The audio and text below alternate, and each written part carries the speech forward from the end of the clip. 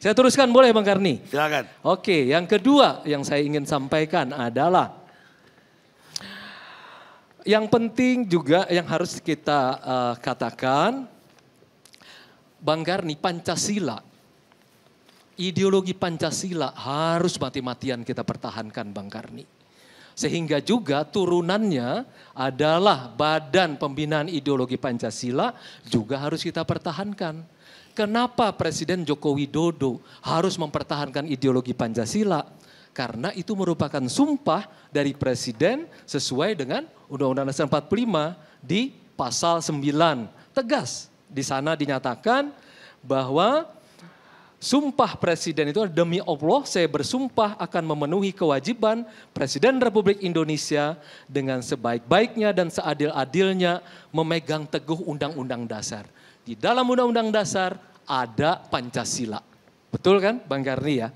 Nah, semasa reformasi saya bersama Bung Adian dan banyak sekali yang sekarang berada di sini termasuk yang menonton, pada tahun 98 kami mati-matian berjuang memperjuangkan demokrasi Bang Karni. Tetapi dan setelah kami berhasil ada yang terlupakan Bang Karni. Yaitu kami mati-matian ingin setelah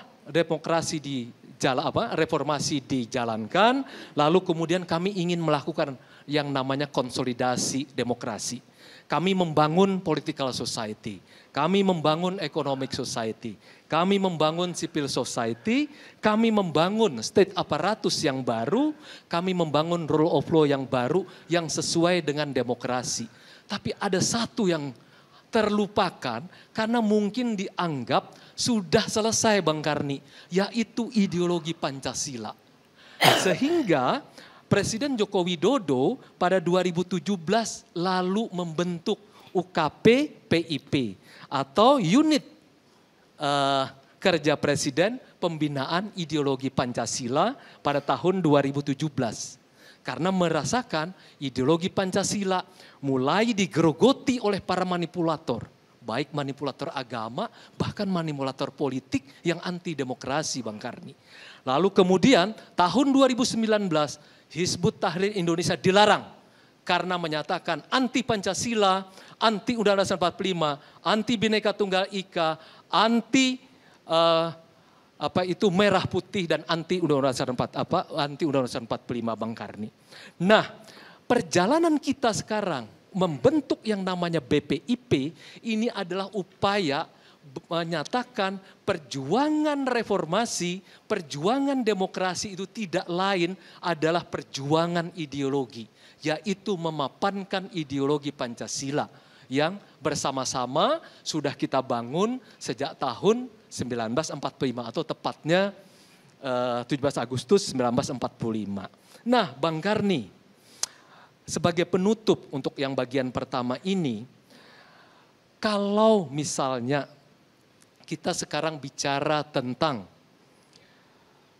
virus corona atau COVID-19, kita bisa kena semua Bang Karni, tetapi itu hanya membuat kita kehilangan nyawa. Tetapi bagi manipulator agama, bagi manipulator politik Bang Karni, bukan saja kita kehilangan nyawa, tapi kita akan kehilangan negara kesatuan Republik Indonesia ini. Di titik itu kita menjadi penting Bang Karni. Jadi pembicaraan malam ini menjadi penting bukan karena kita mengiyakan cara pengambilan kesimpulan dalam pembuatan tulisan yang keliru, tetapi kita bersama-sama membela Pancasila sebagai ideologi kita bersama untuk menyatakan bahwa perjuangan reformasi 98 itu juga termasuk memperjuangkan, memapankan ideologi Pancasila sebagai ideologi bersama. Begitu saja Bang Karni sebagai pengantar. Mungkin terima ada kasih. Pertanyaan satu dari saya. Kalau begitu apakah pernyataan baik dari Majelis Ulama maupun dari tokoh-tokoh agama yang minta BPIP dibubarkan dan mengecam Profesor Yudi dan juga Profesor Suteki tadi juga sama senada. Apakah itu juga kesalahan pengambilan kesimpulan? Saya tidak dalam kapasitas menilai mereka, Bang Karni. Saya dalam kapasitas menilai judul, menilai isi berita, dan menilai upaya bahwa tugas bersama kita adalah mempertahankan Badan Pembinaan Ideologi Pancasila sebagai bagian dari upaya mempertahankan ideologi Pancasila sebagai perjuangan reformasi dan demokrasi kita. Tidak ada demokrasi Pancasila tanpa ideologi Pancasila. Tidak ada Presiden Joko Widodo dan Wakil Presiden, tidak ada kita semua kalau kita tidak membela yang namanya Pancasila dan Undang-Undang Dasar 45. Jadi sekali lagi Bang Karni, jangan sampai urusan ini kita bukan saja kehilangan nyawa, tetapi kita kehilangan Republik Indonesia dan kehilangan merah putih. Terima kasih Bang Karni. Kenapa Prof? Terima kasih Bang Karni. Yang pertama saya ingin menanggapi pernyataan Bang Fajrul yang pertama. Mengenai pengambilan kesimpulan yang keliru. Kalau menurut saya, yang dikatakan awal oleh Profesor Yudian itu adalah kasuistis. Tetapi kemudian ada statement yang terakhir dengan kata jadi, kalau kita jujur, musuh terbesar Pancasila itu ya agama. Ini kan sebenarnya beliau itu menyimpulkan dari apa yang sebenarnya kasuistis. Ini kan cara berpikir kita. Saya juga dosen metodologi, kalau kasuistis ditarik generalisasi, ya nggak matching. Kalau kasuistis ya kesimpulannya kasuistis. Untuk dalam hal ini ada kelompok ini, nah itu yang dikatakan menyerang atau bermusuh atau dianggap musuh terbesar Pancasila. Oke, betul. Baik. Tapi ketika sudah generalisasi, berarti sudah pengambilan kesimpulan yang keliru. Nah ini kemudian yang menimbulkan keresahan di dalam masyarakat secara nasional. Jawaban saya, kemudian yang kedua, yang melakukan generalisasi adalah Profesor Sutaki. Terima kasih. Sebentar. Yang kedua, kita tidak ada yang menafikan lah bahwa kita harus mempertahankan ideologi Pancasila, betul.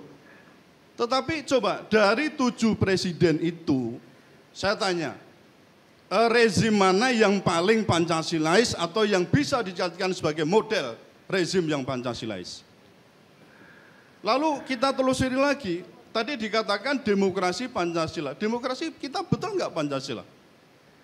Saya mengajar 24 tahun Pancasila, termasuk filsafatnya. Saya sering ditanya, ini demokrasi Pancasila yang macam mana? Apa bedanya dengan negara lain? Apa bedanya dengan demokrasi liberal? Nggak bisa saya bedakan. Hampir sama demokrasi liberal dengan demokrasi Pancasila. Mestinya apa? Kita punya kekhususan.